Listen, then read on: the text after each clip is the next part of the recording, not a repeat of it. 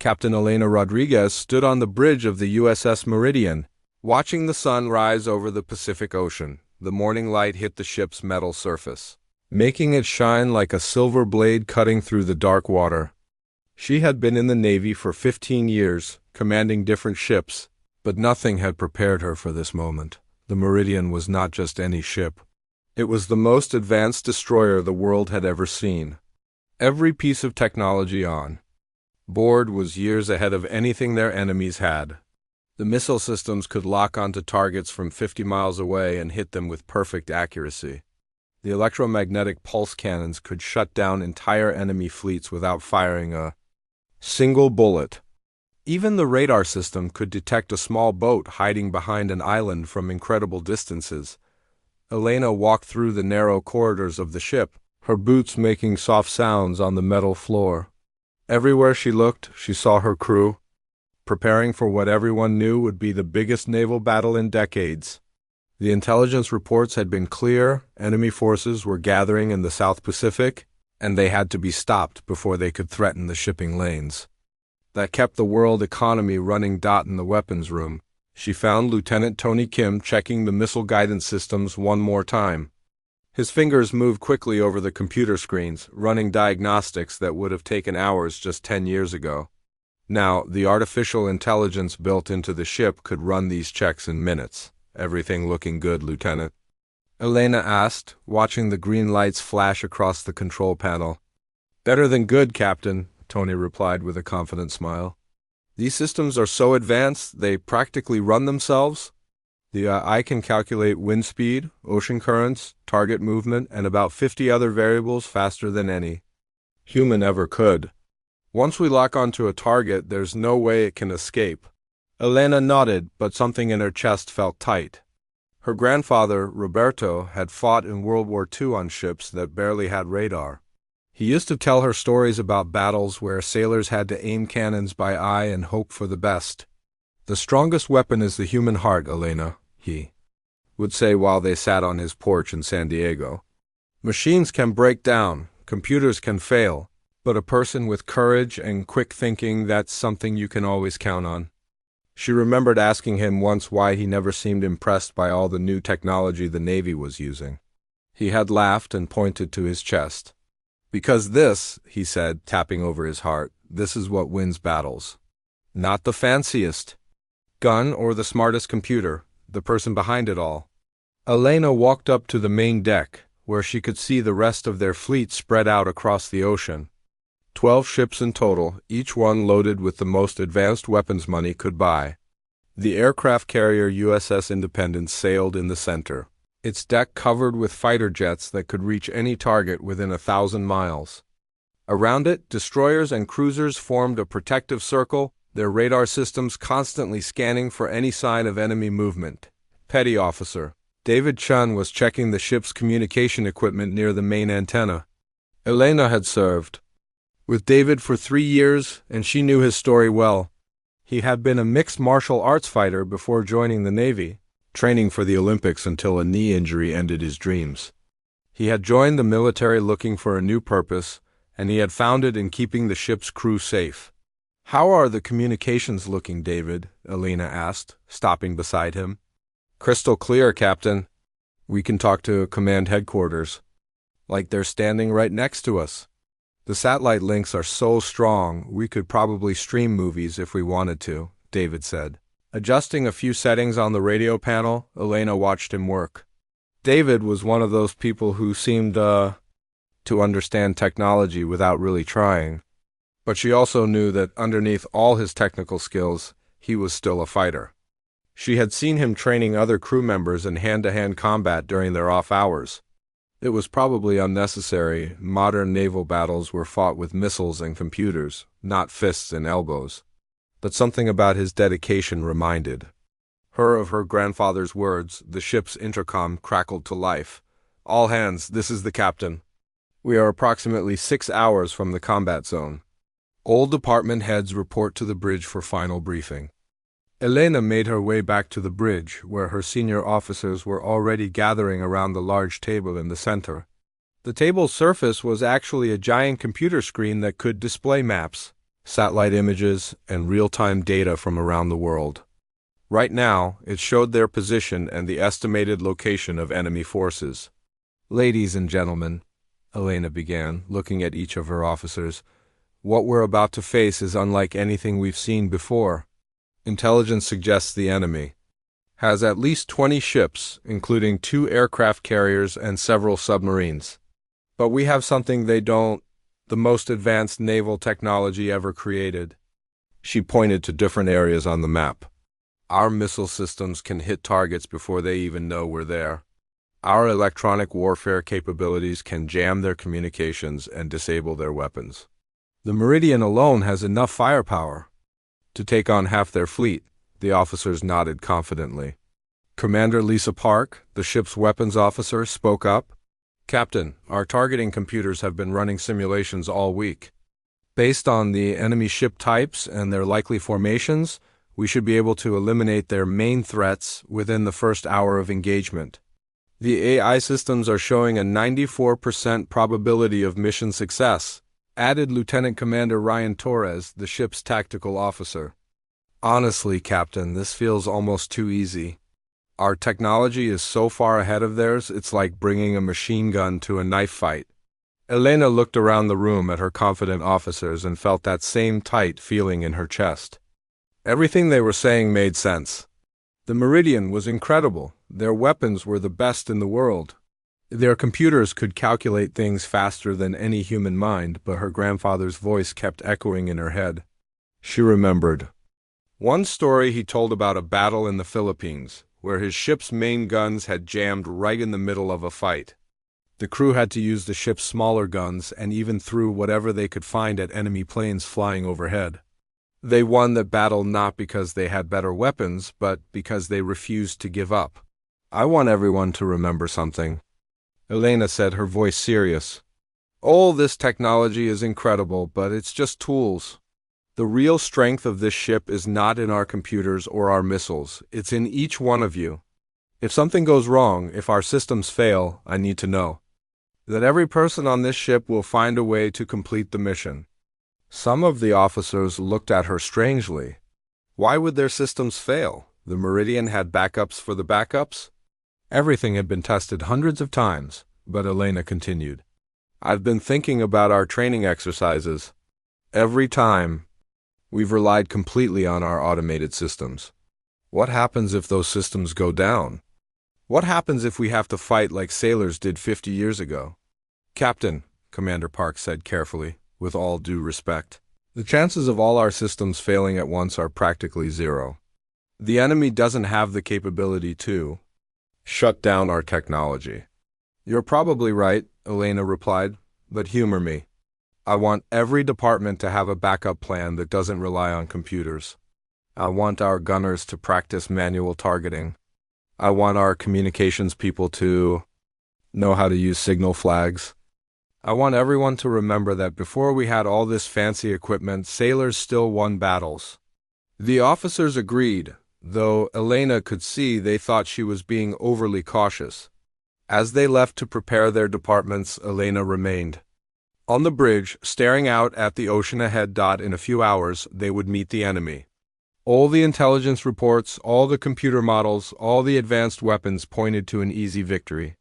The Meridian was unstoppable, but Elena couldn't shake the feeling that they were about to learn something important about the difference between having the best tools and being the best fighters. Her grandfather had always said that the most dangerous enemy was overconfidence. As the sun climbed higher in the sky, the USS Meridian and its fleet continued toward their destiny, carrying with them the most advanced weapons ever created and a crew that was about to discover what happened when technology met human determination. The first enemy ships appeared on the horizon just as the sun reached its highest point in the sky. Elena stood on the bridge of the USS Meridian, watching the radar screen fill with red dots that represented enemy vessels. There were more than intelligence had predicted, at least 25 ships spread across the ocean like a deadly constellation.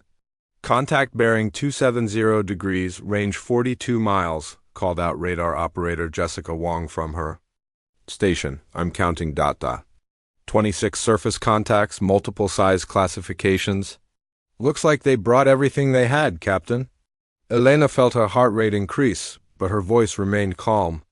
All ships, this is Meridian Actual. Enemy fleet in sight. Execute Battle Plan Alpha, weapons free on my command. The bridge transformed into a symphony of controlled activity. Officers moved between stations, checking systems and coordinating with other ships in the fleet. The large tactical display showed friendly forces in blue and enemy forces in red, like pieces on a giant chessboard where the stakes were life and death. Lieutenant Tony Kim's fingers danced across his weapons. Control panel, the ships advanced. Targeting system was already identifying threats and calculating firing solutions. Green numbers scrolled down his screen faster than Elena could read them. Wind speed, target distance, probability of hit, estimated damage. The artificial intelligence was processing thousands of variables every second. Missile tubes 1 through 8 loaded and ready, Captain, Tony reported. AI targeting shows 96% hit probability on primary targets. We can engage. As soon as they enter our maximum range. Elena nodded, but kept her eyes on the horizon. Through her binoculars, she could just make out the dark shapes of enemy ships. They were still too far away to see clearly, but she knew they were out there, probably running their own calculations and preparing their own weapons. Range to primary target? Elena asked. 38 miles in closing, Captain. Enemy speed approximately 20 knots. We should be in optimal firing range in 12 minutes. The waiting was always the hardest part. Elena walked between the different stations on the bridge, checking on her crew. Everyone looked focused and confident. They had trained for this moment for months, running simulation after simulation. Until every possible scenario had been practiced dozens of times. Commander Lisa Park approached from the weapons station. Captain, I've been monitoring enemy communications. They're using older radio frequencies, not encrypted. Either they're not as advanced as we thought, or they want us to hear them. What are they saying? Elena asked. Standard formation calls, nothing unusual. But Captain, something feels off. Their approach pattern is too straightforward, too predictable. It's like they're not even trying to be tactical. Elena frowned. In all their simulations, enemy forces had always used complex maneuvers, trying to split their fleet or create diversions. But these ships were coming straight at them in a simple formation that any first-year Naval Academy student could have designed. 35 miles, Captain, called out Jessica from radar. Wait, I'm getting some strange readings. There's some kind of interference on multiple frequencies. Elena moved to the radar station. The screen that had been crystal clear moments before was now showing small areas of static, like someone was throwing sand at a television screen. What kind of interference? I'm not sure, Captain. It's not natural, definitely artificial. But it's not like any jamming pattern I've seen before. It's almost like they're testing our systems. A chill ran down Elena's spine. She remembered her grandfather's stories about naval battles where the enemy would probe defenses before launching their real attack. Tony, how are our weapon systems? All green, Captain. Targeting computers are compensating for the interference automatically. We're still showing optimal firing solutions. 30 miles, Captain. Enemy vessels maintaining course and speed. Elena picked up the ship's communication handset. All stations, this is the captain. Prepare for engagement. We go weapons hot in 5 minutes. The next few minutes passed like hours. Elena watched her crew make final preparations, their movements sharp and professional. The Meridian's engines hummed with power, and she could feel the ship cutting through the water with purpose. Everything was going exactly as planned. 28 miles, Captain. Entering maximum engagement range. All ships, weapons free. Engage. Primary targets. Tony's hands moved across his control panel, and Elena felt a slight vibration as the first missiles launched from their tubes. On the tactical display, small blue arrows appeared, racing toward the red enemy contacts. Other ships in their fleet were firing as well, filling the sky with dozens of guided missiles. Multiple launches confirmed, Captain. Time to target? 4 minutes and 30 seconds. Elena allowed herself a small smile. The enemy ships were still too far away to effectively return fire, but the Meridian's advanced missiles could reach them easily. In less than 5 minutes, the most threatening enemy ships would be eliminated, and the battle would essentially be over. But then Jessica's voice cut through the bridge chatter, sharp with concern. "Captain, I'm losing radar contact with our missiles. The interference is getting stronger." Elena spun toward the radar station. The screen that showed their missile tracks was filled with static. "What do you mean losing contact?" "The guidance signals are being jammed, Captain. Whatever they're doing, it's more sophisticated than we thought. I can't track our missiles anymore." Tony looked up from his weapons station, confusion on his face. "Captain, my targeting computer just went dark. I'm showing system failures across the board." Elena felt ice in her stomach. "Backup systems?" "I'm trying to switch now, but—" "Captain, the backups are failing too. It's like something is systematically shutting down our electronics." The bridge lights flickered. For a moment, Elena thought it was just her imagination, but then the main tactical display went black. Emergency lighting kicked in, bathing everything in a red glow that made the bridge feel like the inside of a beating heart. "Engineering report," Elena called into her headset, but heard only static in response. Commander Park ran to the manual communication system, an old-fashioned telephone that connected directly to different parts of the ship through copper wires. "Engine room, this is the bridge. Report your status." A crackling voice came through the phone. "Bridge, this is Chief Martinez in engineering. We're experiencing massive electrical failures down here. Main power is fluctuating and most of our computer systems are completely down." "I've never seen anything like it." Elena grabbed her binoculars and looked toward the enemy fleet.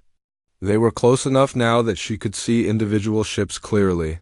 What she saw made her blood run cold. The enemy vessels were unchanged, still moving in their simple formation, apparently unaffected by whatever was destroying her ship's electronics. "Captain," Tony called out, his voice tight with stress, "our weapon systems are completely offline.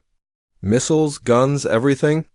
It's like someone just turned off the power to our entire weapons department." The communication panel crackled with calls from other ships in their fleet. Elena could hear the panic in their voices as captain after captain reported the same thing. Complete system failures, weapons offline, communications disrupted. Jessica managed to get her radar working for a few seconds before it died again. "Captain, I got a quick look at the enemy fleet. They're still coming and they don't seem to be having any technical problems at all." Elena stood in the middle of the bridge, surrounded by dark screens and silent equipment. The ship that had been the most advanced in the world just minutes ago was now little more than a floating piece of metal. The weapons they had counted on were useless. The computers they had trusted were dead. She thought about her grandfather again, remembering his words about machines breaking down when you needed them most. But he had also taught her something else, that when everything else failed, you could still count on the person standing next to you. "All hands, this is the captain," Elena announced over the ship's manual communication system. "We are experiencing technical difficulties, but we are not defeated. All department heads report to the bridge immediately. We're going to figure out how to fight this battle the old-fashioned way."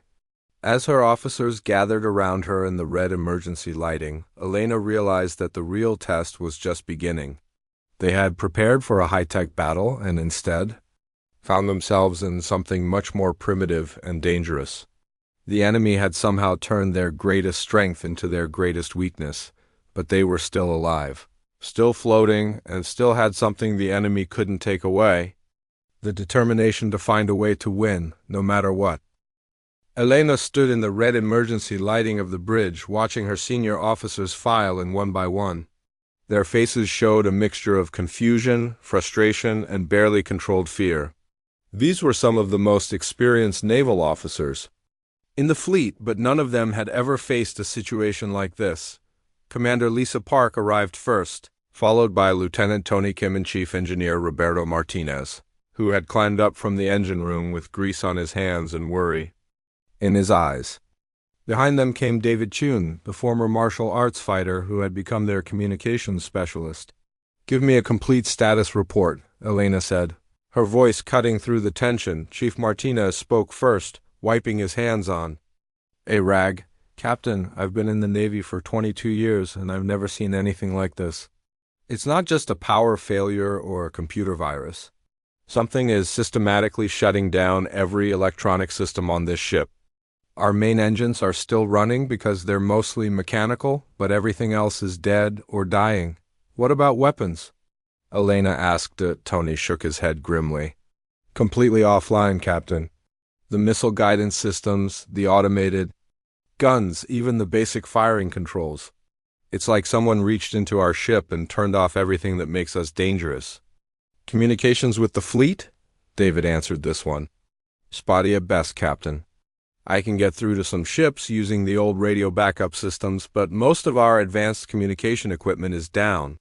From what I can tell, every ship in our fleet is experiencing the same problems." Elena walked to the window and looked out at the ocean. In the distance, she could see the enemy fleet getting closer. They were maybe 15 miles away now, close enough that she could make out individual details on their ships. What bothered her most was that they seemed completely unaffected by whatever had destroyed her fleet's electronics. "How long until they're in range to attack us?" Elena asked. "With conventional weapons, maybe 30 minutes, Tony replied. "But Captain, we can't fight back. Our weapons are useless." Elena turned to face her officers. She could see the defeat starting to creep into their faces, the way people looked when they realized they were in an impossible situation. But she also remembered something her grandfather had told her about impossible situations. They were only impossible if you kept trying to solve them the same way that wasn't working. What if we stop thinking like a high-tech navy and start thinking like pirates? Elena said. The officers looked at her like she had lost her mind. "Captain," Commander Park said carefully, "I'm not sure what you mean." "I mean, what if we use this ship like a weapon instead of a platform for weapons? The Meridian still has engines. It still has a steel hull that weighs 8,000 tons. It can still move and turn and ram into things." Chief Martinez's eyes lit up with understanding. "Captain, are you suggesting we use the ship itself as a battering ram?" "That's exactly what I'm suggesting. Think about it. They've disabled our long-range weapons, but they can't take away our ability to move. If we can get close enough, we can ram their ships, board them, fight them hand-to-hand if we have to." David Chin stepped forward, and Elena could see something changing in his expression. The frustration was being replaced by excitement. "Captain, if we're talking about close-quarters combat, I've been training some of the crew in basic fighting techniques during our off hours. Nothing fancy, just practical stuff." "What kind of practical stuff?" Elena asked. "Basic hand-to-hand combat, how to use common objects as weapons, how to work as a team in close spaces. I figured it was good exercise, but if we're really going to board enemy ships, Lena looked around at her officers. "Here's what I'm thinking. We can't fight a traditional naval battle anymore, so we fight a different kind of battle.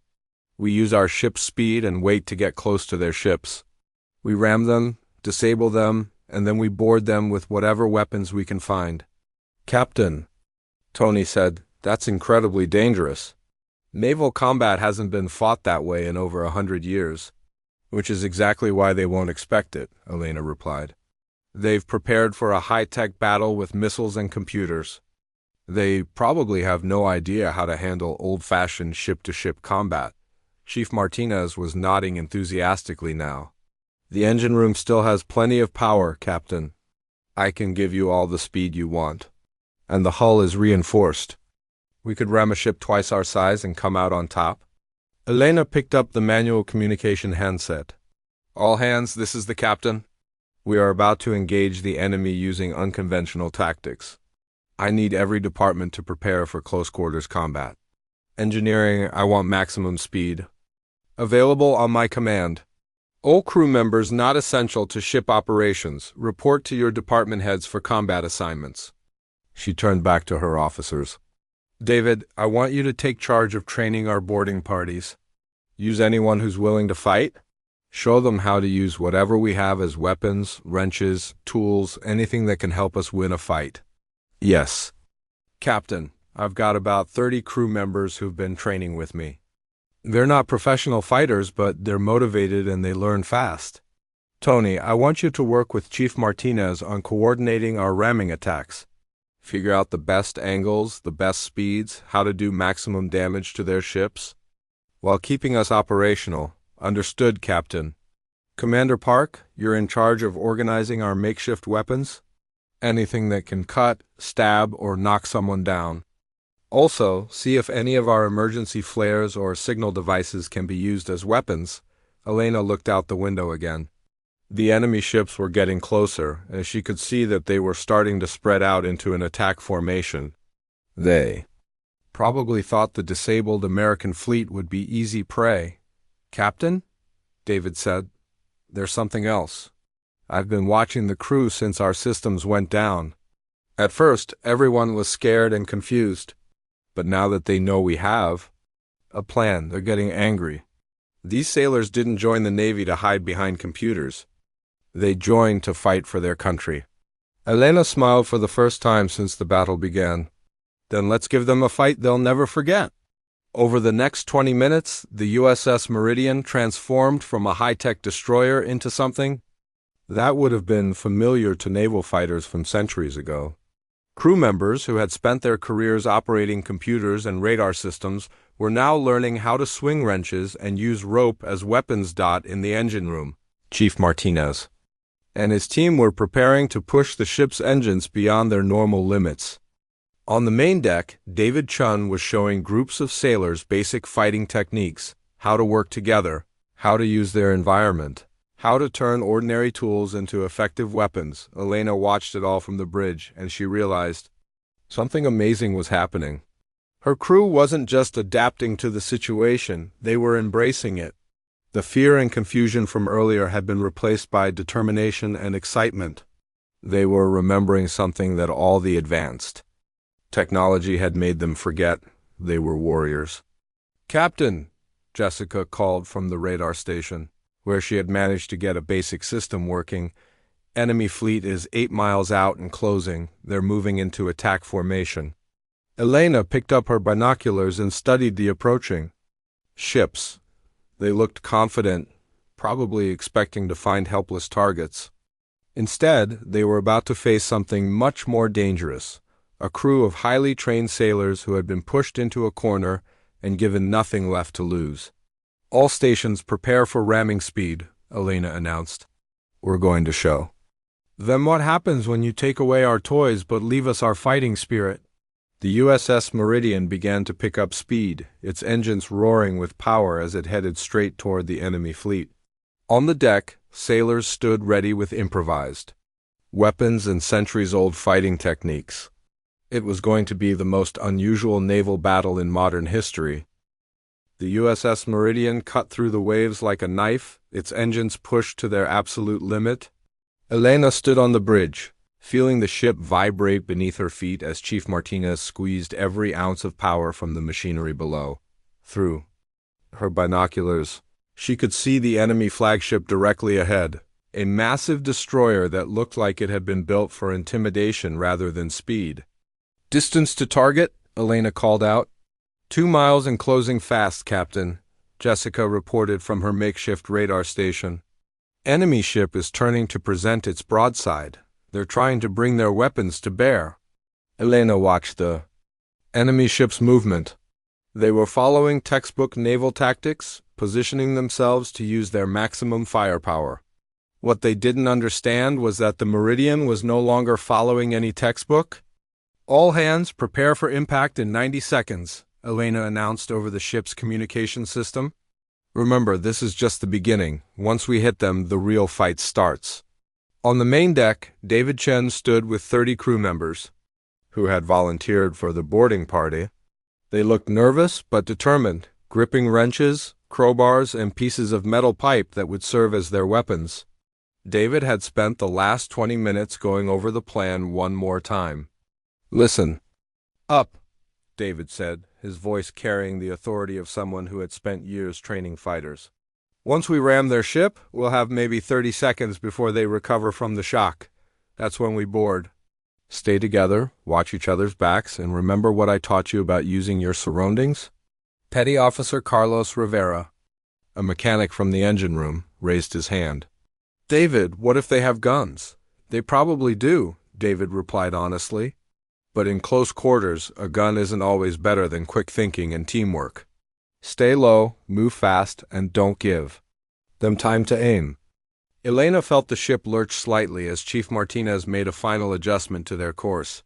Through the bridge windows, she could see the enemy flagship growing larger by the second. She could make out individual people on their deck, running around and preparing for what they thought would be a normal naval engagement. 60 seconds to impact, Elena called out. All non-essential personnel, brace for collision. The enemy ship's guns were turning toward them now, but Elena realized something important. They were having trouble tracking the Meridian's speed and direction. Their targeting systems were designed for long-range combat, not for a ship charging straight at them like an angry bull. 30 seconds, Elena announced. Here we go. The collision was spectacular. The Meridian's reinforced bow struck the enemy ship just behind its main gun turret, and the sound of crushing metal echoed across the ocean. Elena was thrown forward against the bridge railing, but she held on and watched as the two ships locked together in a tangle of twisted steel. Boarding party, go! Elena shouted. David Chien was the first to leap from the Meridian's deck onto the enemy ship, landing hard but rolling with the impact, just like he had been trained to do years ago in martial arts competitions. Behind him came the rest of the boarding party, ordinary sailors who had transformed themselves into fighters in the space of an hour. The enemy crew was completely unprepared for what happened next. They had expected a normal battle fought with missiles and computers, not a group of determined Americans charging at them with improvised weapons and decades of suppressed warrior instincts.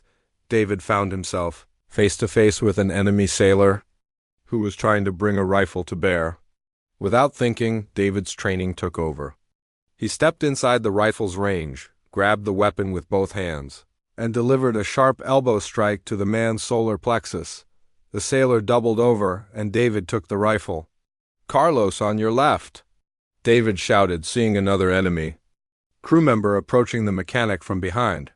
Carlos spun around and swung his wrench in a wide arc, connecting with the attacker's shoulder and sending him stumbling backward. Thanks, David. This is way better than fixing engines. The boarding party spread out across the enemy ship's deck, working in pairs just like David had taught them. They moved with purpose and coordination that surprised even Elena, who was watching from the Meridian's bridge through her binoculars. But the real turning point came when David spotted a figure in an officer's uniform directing the enemy's response. From the ship's upper deck, the man was clearly in command, shouting orders and pointing at different areas where the American boarding party was advancing. David realized that if they could capture or disable the enemy commander, the rest of the crew might lose their coordination. It was a risky move, but everything about this battle had been risky from the beginning. Hold the deck, David told Carlos and the others. I'm going after their captain. David climbed the metal stairs to the enemy ship's upper deck, using his knowledge of ship layouts to find the quickest route. Behind him, he could hear the sounds of fighting as his boarding party engaged. The enemy crew in close quarters combat. The enemy commander was a tall man with gray hair and the bearing of someone who had spent his entire career in the military.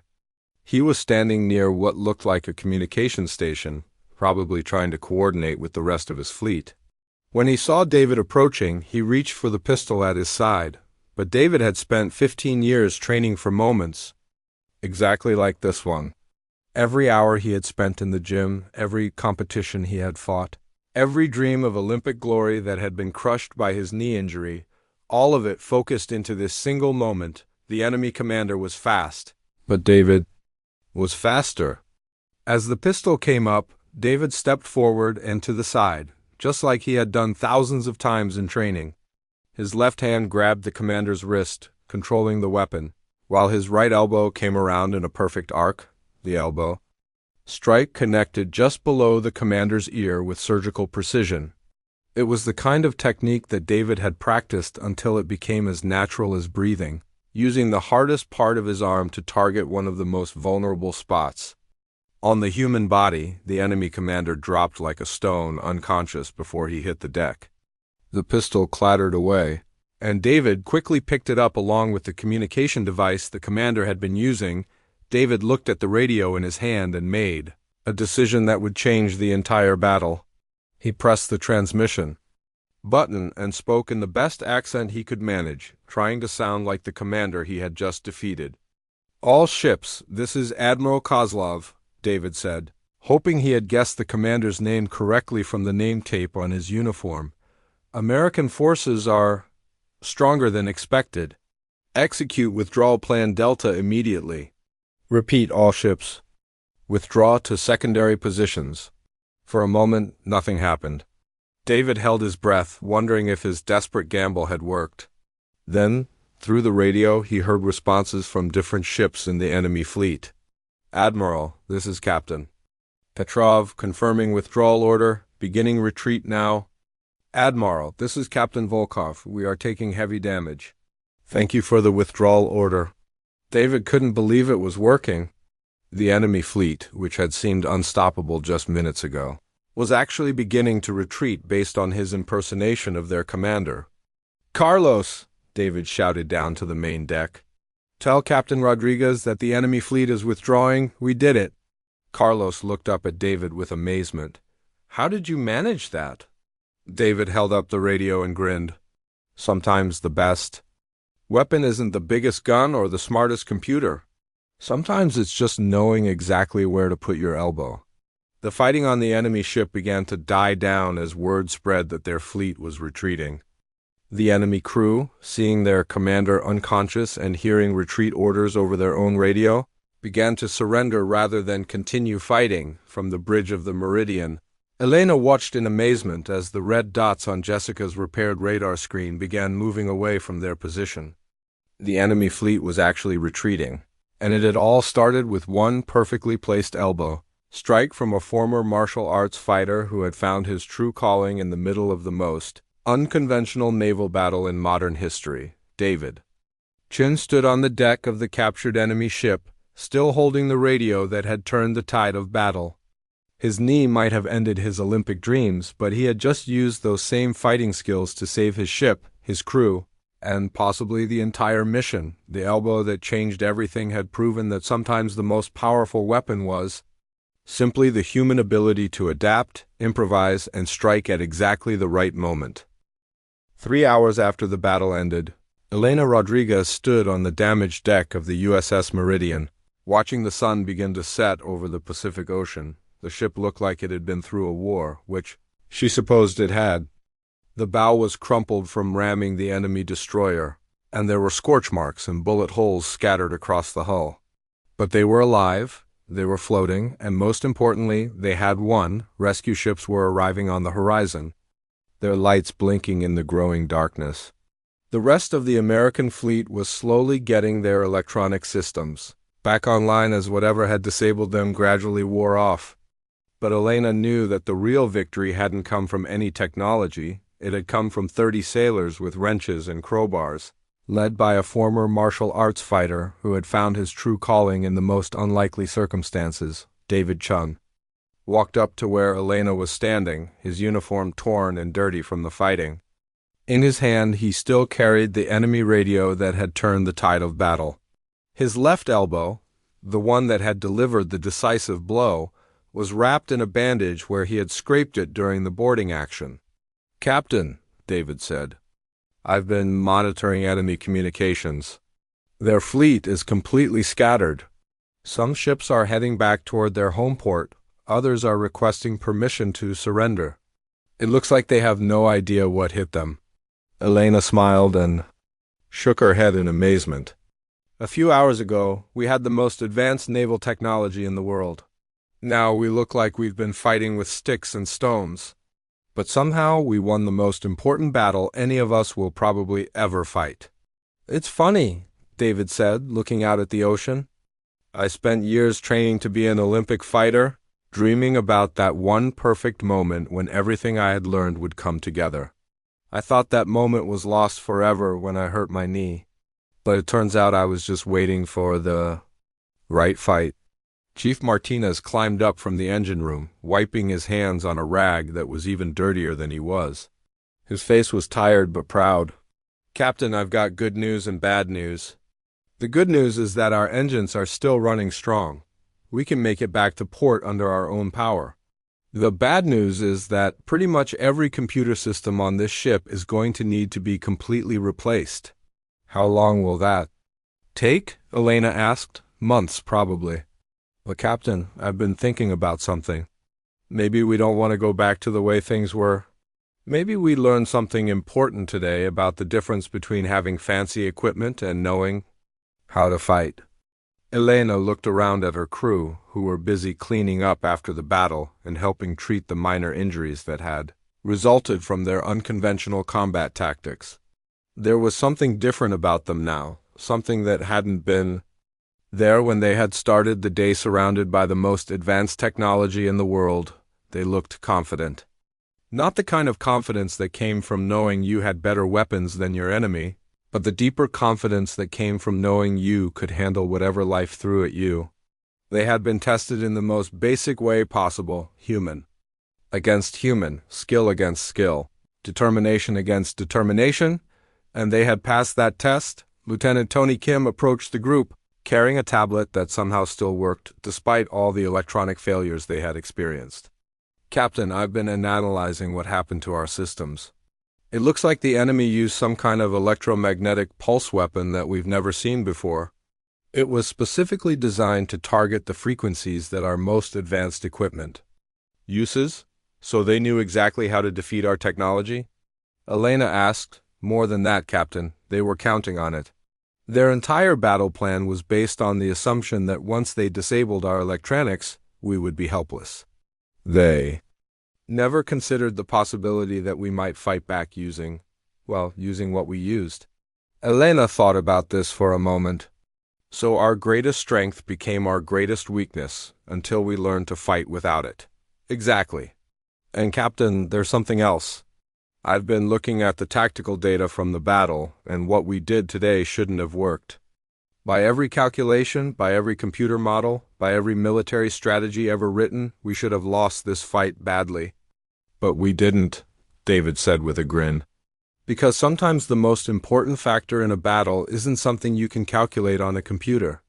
Commander Lisa Park joined the group, carrying a clipboard full of damage reports and casualty lists. "Captain, final numbers are in. We have 17 crew members with minor injuries, mostly cuts and bruises from the boarding action. No serious injuries, no fatalities. Considering what we just went through, that's practically a miracle." "What about the enemy?" Elena asked. 23 prisoners, including their commander, who's still unconscious from David's elbow strike. The rest of their crew abandoned ship when their fleet retreated. From what we can tell, they never expected to face close-quarters combat and weren't prepared for it at all." Elena picked up her binoculars and looked at the captured enemy destroyer. That was still locked against their hull. It was an impressive ship, probably loaded with technology that was just as advanced as what the Meridian had carried into battle. But all that technology hadn't helped when faced with old-fashioned determination and improvisation. "You know what the strangest part of all this is?" Elena said to her officers. "We're going to go back to port, and they're going to rebuild this ship with even better technology than we had before. Newer computers, more advanced weapons, better radar systems. And that's probably the right thing to do." "But?" David asked, sensing there was more to what she was thinking. "But I never want us to forget what we learned today. I never want us to become so dependent on our machines that we forget how to think for ourselves. I never want us to assume that having the best equipment means we're the best fighters." Chief Martinez nodded enthusiastically. "Captain, what if we made sure that every sailor on this ship knew how to fight without technology? What if we trained everyone in basic combat skills, not just the security team?" "I like that idea," Elena said. "David, would you be willing to Set up a regular training program? Not just physical fighting, but problem solving, improvisation, working together when everything goes wrong. David's face lit up with excitement. Captain, I would love that. We could teach people that the most important weapon they carry isn't any piece of equipment, it's their ability to adapt and overcome. Over the next hour, as the rescue ships arrived and began the process of towing the damaged Meridian back to port, Elena found herself thinking about her grandfather. She imagined what he would say if he could see what had happened today. Probably something about how she had finally learned the difference between being a sailor and being a warrior. The official reports would focus on the enemies, new electromagnetic weapons, and the need for better defensive systems. The military analysts would study the battle for months, trying to understand how a technologically superior force had been defeated by what amounted to hand-to-hand combat in the age of guided missiles, but Elena knew that the real lesson was simpler than any of that. They had learned that their strongest weapon had never been the ship itself, or the missiles, or the computers. Their strongest weapon had always been the crew, their ability to think, to adapt, to fight, and to never give up even when everything seemed hopeless. As the Meridian began its slow journey home, Elena stood on the bridge and looked at the bent metal and broken screens that surrounded her. Tomorrow, engineers would start rebuilding everything with newer and better technology. But tonight, she was proud to command a ship that had proven something important about the difference between having the best tools and being the best fighters. The elbow that had changed everything had taught them all a lesson that no computer could calculate and no textbook could teach. That sometimes the most powerful force in any battle was simply the human refusal to accept defeat. Years later, when Elena became an admiral and David became the head of combat training for the entire Pacific Fleet, they would tell this story to new recruits. They would explain that while technology was important, it was never more important than the person using it, and they would always end the story the same way, by reminding everyone that the strongest weapon any sailor could carry was the determination to find a way to win, no matter what the odds looked like.